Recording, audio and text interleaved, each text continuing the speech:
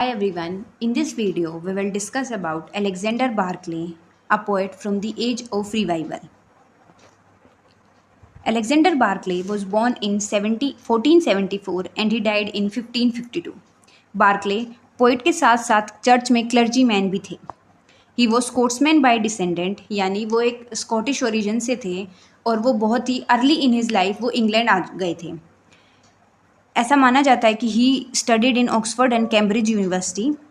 Berkeley one of the English Chaucerian poets हैं. English Chaucerian poets वो poets थे जो 15th और अर्ली 16th सेंचुरी में लिखते थे और वो चौसर के वर्क से इन्फ्लुएंस होकर अपना वर्क लिखते थे. उनके वर्क्स में वो चौसर को इमिटेट करते थे और चुसेरियन डिक्शन का यूज़ करते थे. Alexander Barclay is credited to introduce first formal eclogues in English. Alexander Barclay को इंग्लिश लैंग्वेज में फॉर्मल इकोलॉग्स इंट्रोड्यूस करने के लिए ही क्रेडिट किया जाता है.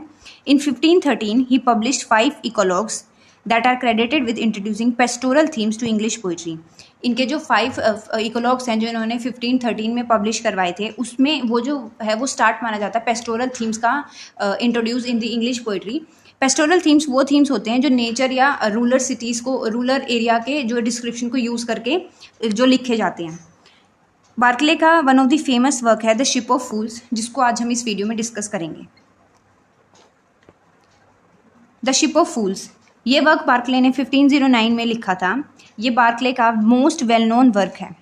द शिप ऑफ फूल्स जो वर्क है वो एक अडेप्टेशन है जर्मन सटायर दास नारायण शिव का, जो सेबेस्टियन ब्रांट ने लिखा था. इस वर्क के हेल्प से जो ब्रांट और बार्कले हैं वो क्रिटिक करते हैं ह्यूमैनिटी के फ्लोज, विसेस और फुलिशनेस को. ऑल्दो बार्कले का जो ये वर्क है ये सेबेस्टियन ब्रांट के वर्क का ट्रांसलेशन माना जाता है, लेकिन बार्कले ने इस वर्क में इस सेबेस्टियन ब्रांट के वर्क से इंस्पिरेशन ड्रॉ करते हुए अपने व्यूज़ को प्रेजेंट किया है. जो क्रिटिक्स या जो चीज़ें उन्होंने इंग्लिश सोसाइटी में लिखी थी, तो इस जर्मन वर्क को उन्होंने अपने व्यूज़ के हिसाब से इंग्लिश सोसाइटी को के अकॉर्डिंग लिखा है, प्रेजेंट किया है.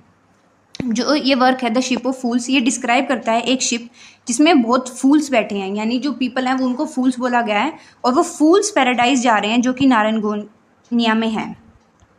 The author identifies many varying examples of folly including the corrupt जज, the drunkard, the untrained physicians.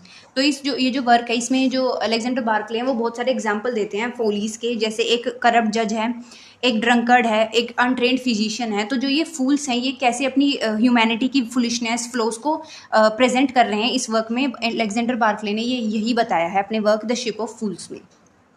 And this was all for the Alexander Barclay. Thank you.